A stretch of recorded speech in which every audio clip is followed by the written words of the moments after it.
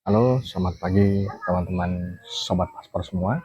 Kembali lagi dengan channel saya tentang edukasi eh, jasa paspor dan keimigrasian.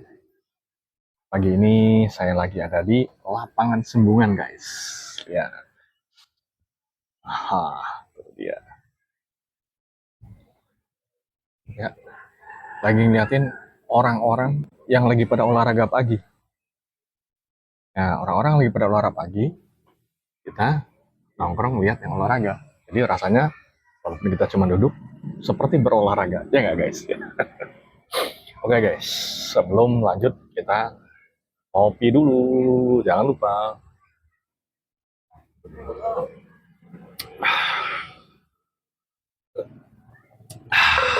Oke, mantap guys, kita lanjut. Ke sini saya ada pertanyaan dari Mas Andri ya. Saya bacakan nih. Pak, saya ada mau tanya. Jadi teman saya ini di Batam. Kemarin dia bikin paspor, cuma istrinya nggak bisa bikin. Oh, berarti ini temennya laki-laki nih, suaminya berarti. Kasusnya gini, dulu istrinya ini pernah dibuatin paspor sama ibunya dia, tapi buatnya asal, data banyak yang error, harum, orang susah dulu gitu. Tapi pas jadi itu paspor nggak pernah diambil sampai akhirnya dia nikah. Berarti dulu si perempuan ini bikin paspor statusnya belum nikah dulu. Sampai akhirnya dia nikah sama teman saya. Kemarin pas mau bikin lagi ternyata nggak bisa karena sudah pernah bikin. Tapi datanya jauh sekali berbeda. Itu solusinya bagaimana? Nah, oke.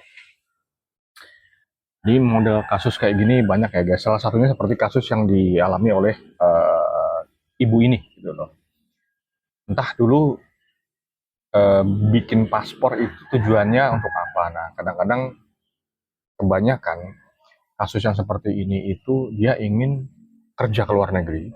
Zaman dulu masih single ya, tapi uh, terpengaruh oleh omongan orang terhadap suatu negara yang kontraknya nggak bisa 2 kali gitu ya. Waktu zaman dulu nih ada. Jadi contohnya Korea dan Jepang dulu. Jadi dulu tuh dikontrak 3 tahun, selesai pulang dia nggak bisa lagi balik lagi tuh untuk kerja lagi di negara tersebut gitu. Jadi kontraknya cukup sekali. Kenapa demikian? Nah dulu itu eh, aturannya waktu kerja di Korea dan Jepang gajinya sangat menggiurkan guys. Yang lebih menggiurkan lagi fasilitasnya. Jadi dapat mes, dapat makan, gaji utuh. Nah, peraturannya lagi adalah gaji yang diterima oleh si pekerja ini, jadi TKI kita ini, itu hanya dicairin 50%. Sisanya dikip oleh perusahaan dan dicairkan di akhir masa kontrak, yaitu di tahun ketiga, di bulan ke-36. Jadi perusahaan justru nabungin nih. Nah, sehingga si TKI kita pulang bawa uang banyak. Ini kira-kira periode ini di 2000 2000-an lah ya. Periode 2000-an ya, sekitar periode tahun 2000-an sampai mungkin kira-kira 2010 atau 2015. Antara itulah, saya agak lupa tapi kira-kira enggak itu. Nah, jadi dan saat itu gajinya range-nya kisaran tanpa lembur itu sudah 10 jutaan. Tanpa lembur loh guys, bayangin. Nah, sedangkan orang Indonesia ke lembur. Sehingga bisa terima bisa sampai 15 jutaan rata-rata. Bayangin dengan uang 15 juta, dapat mes, kemudian dapat makan, ya, gaji diterima setengah, jadi kira-kira 7 sampai 7 juta setengah, yang sisanya dikip. Bayangin 7 juta setengah kali 36 bulan, pulang bawa duit banyak. Nah, cuman karena nggak boleh balik lagi, mereka ngerubah data. Itu. Nah, kebanyakan itu kasusnya itu. Dulu ya kebanyakan. Jadi, perkiraan saya ibu ini kasusnya kayak gitu. Dia ingin berangkat yang pertama menggunakan data orang lain, nanti setelah pulang dia mau ganti paspor pakai datanya sendiri. Itu, tapi kenyataan berkata lain gitu. Mungkin loh ini saya nebak-nebaknya begitu. Nah, tapi pada intinya adalah dia ingin merubah data sekarang menggunakan datanya yang benar sesuai dokumen yang dimiliki saat ini. Nah, itu gimana caranya? Nah, SOP-nya, jadi si pemohon ini wajib datang dulu mengajukan penetapan pengadilan negeri sesuai dengan domisili tinggal ya. Kalau dia di Batam berarti ke pengadilan negeri Batam.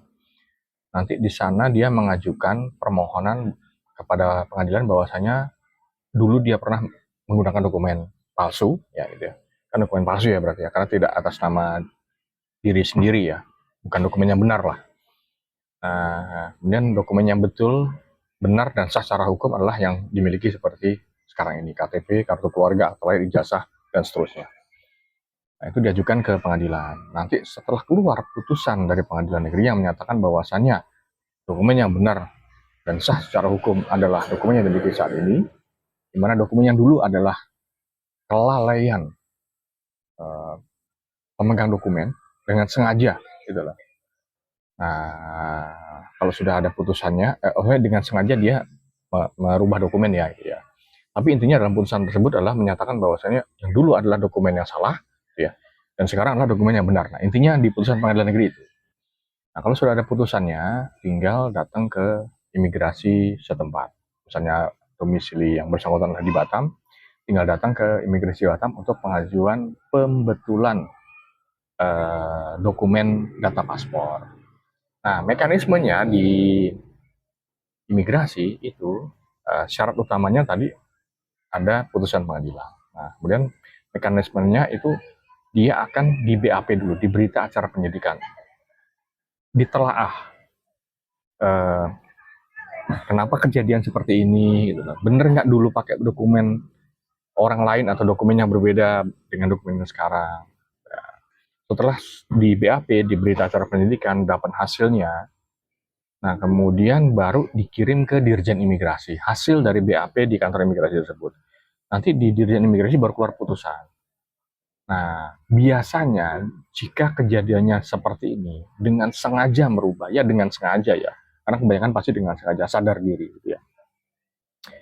Rata-rata penangguhan dulu. Karena di imigrasi sendiri ada pasalnya, barang siapa yang dengan sengaja menggunakan data palsu, itu masuk dalam ranah pidana. Sebenarnya seperti itu, tapi tidak pernah diterapkan ya, jadi biasanya hanya ditangguhkan. Nah, penangguhannya berapa lama? Tergantung beda-beda. Ada yang setahun, ada yang 2 tahun, atau bahkan ada yang kurang dari setahun. Intinya pada saat BAP, jujur saja. Jadi jangan bikin cerita ngalor ngidul gitu, jangan. Tapi justru jujur aja dulu kenapa sih begitu itu. Ya intinya seperti itu. Misalnya nanti ditangguhkan oleh pihak imigrasi, diterima saja. Gitu. Jadi nggak usah protes lah ini, karena memang kan sudah salah ya. Nah, nanti setelah masa penangguhannya selesai, baru paspornya bisa diterbitkan dan dengan data yang sesuai dengan dokumen yang dimiliki saat ini. Itu Sobat Paspor semua. Jika teman-teman ada kendala dalam pengajuan permohonan paspor atau memiliki permasalahan, boleh konsultasi ke saya di nomor WhatsApp aktif saya. Jadi ada 2 di 082114040233 dan di 081228292004. Kalau kalian lupa, kalian bisa browsing saja jasa paspor kilat di Google, nanti akan muncul nama saya, atau bisa mengklik di website saya di jasapaspor.co.id. Oke, semoga informasi bermanfaat. Mohon mengajukan permohonan dengan data yang benar dan dokumen yang lengkap juga. Oke, terima kasih. Salam sehat selalu. Jos Kandos.